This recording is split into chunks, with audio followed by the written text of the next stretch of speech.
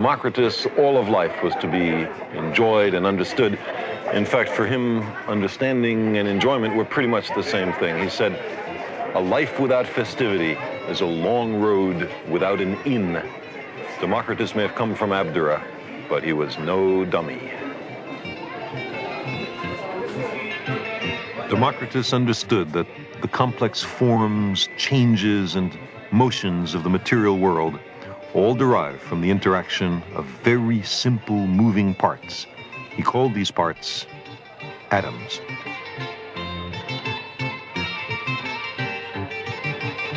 All material objects are collections of atoms, intricately assembled, even we. When I cut this apple, the knife must be passing through empty spaces between the atoms, Democritus argued. If there were no such empty spaces, no void, then the knife would encounter some impenetrable atom, and the apple wouldn't be cut.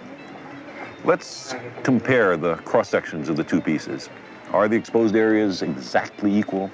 No, said Democritus. The curvature of the apple forces this slice to be slightly shorter than the rest of the apple.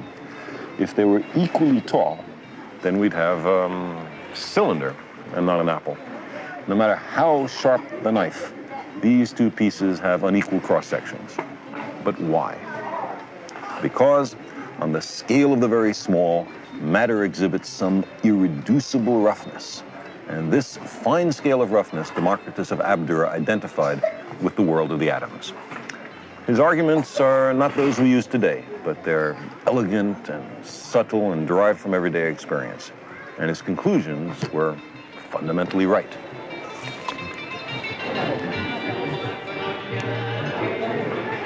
Democritus believed that nothing happens at random, that everything has a material cause. He said, I would rather understand one cause than be king of Persia.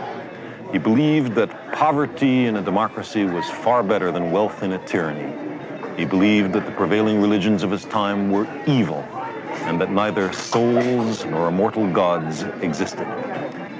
There is no evidence that Democritus was persecuted for his beliefs. But then again, he came from Abdera. However, in his time, the brief tradition of tolerance for unconventional views was beginning to erode. For instance, the prevailing belief was that the moon and the sun were gods. Another contemporary of Democritus, named Anaxagoras, taught that the moon was a place made of ordinary matter and that the sun was a red-hot stone far away in the sky. For this, Anaxagoras was condemned, convicted, and imprisoned for impiety, a religious crime. People began to be persecuted for their ideas. A portrait of Democritus is now on the Greek 100 drachma note. But his ideas were suppressed and his influence on history made minor. The mystics were beginning to win.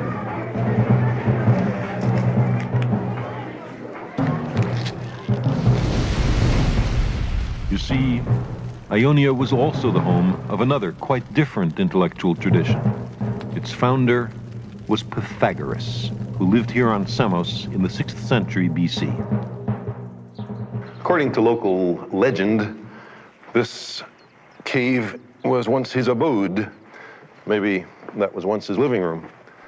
Many centuries later, this small Greek Orthodox shrine was erected on his front porch. There's a continuity of tradition from Pythagoras to Christianity. Pythagoras seems to have been the first person in the history of the world to decide that the Earth was a sphere. Perhaps he argued by analogy with the moon or the sun. Maybe he noticed the curved shadow of the Earth on the moon during a lunar eclipse. Or maybe he recognized that when ships leave Samos, their masts disappear last.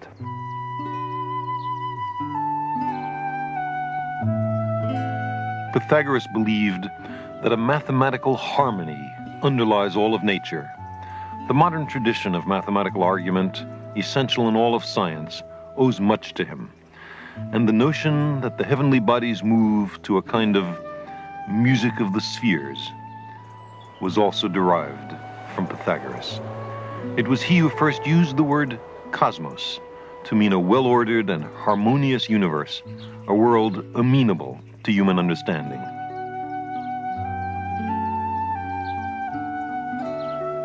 For this great idea, we are indebted to Pythagoras, but there were deep ironies and contradictions in his thoughts. Many of the Ionians believed that the underlying harmony and unity of the universe was accessible through observation and experiment, the method which dominates science today. However, Pythagoras had a very different method. He believed that the laws of nature could be deduced by pure thought. He and his followers were not basically experimentalists. They were mathematicians, and they were thoroughgoing mystics.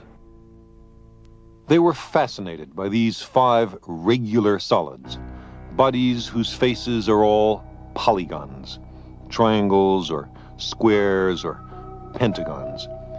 There can be an infinite number of polygons, but only 5 regular solids.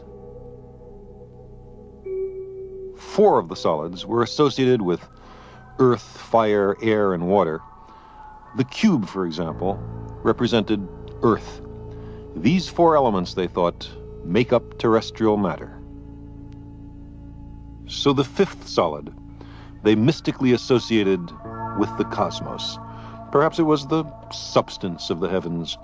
This 5th solid was called the dodecahedron. Its faces are pentagons, 12 of them. Knowledge of the dodecahedron was considered too dangerous for the public. Ordinary people were to be kept ignorant of the dodecahedron. In love with whole numbers, the Pythagoreans believed that all things could be derived from them, certainly all other numbers. So a crisis in doctrine occurred when they discovered that the square root of 2 was irrational. That is, square root of 2 could not be represented as the ratio of 2 whole numbers, no matter how big they were. Irrational originally meant only that you can't express a number as a ratio. But for the Pythagoreans, it came to mean something else, something threatening, a hint that their worldview might not make sense, the other meaning of irrational. Instead of wanting everyone to share and know of their discoveries, the Pythagoreans suppressed the square root of 2 and the dodecahedron. The outside world was not to know.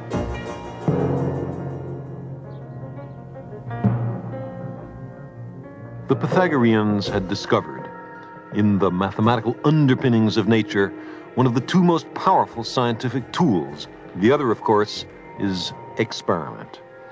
But instead of using their insight to advance the collective voyage of human discovery, they made of it little more than the hocus-pocus of a mystery cult.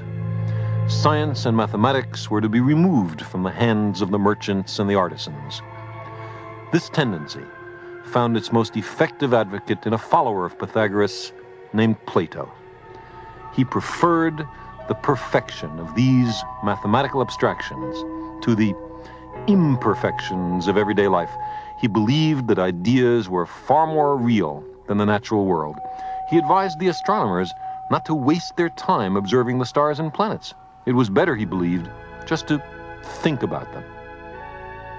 Plato expressed hostility to observation and experiment. He taught contempt for the real world and disdain for the practical application of scientific knowledge. Plato's followers succeeded in extinguishing the light of science and experiment that had been kindled by Democritus and the other Ionians. Plato's unease with the world as revealed by our senses was to dominate and stifle Western philosophy. Even as late as 1600, Johannes Kepler was still struggling to interpret the structure of the cosmos in terms of Pythagorean solids and Platonic perfection. Ironically, it was Kepler who helped re-establish the old Ionian method of testing ideas against observations.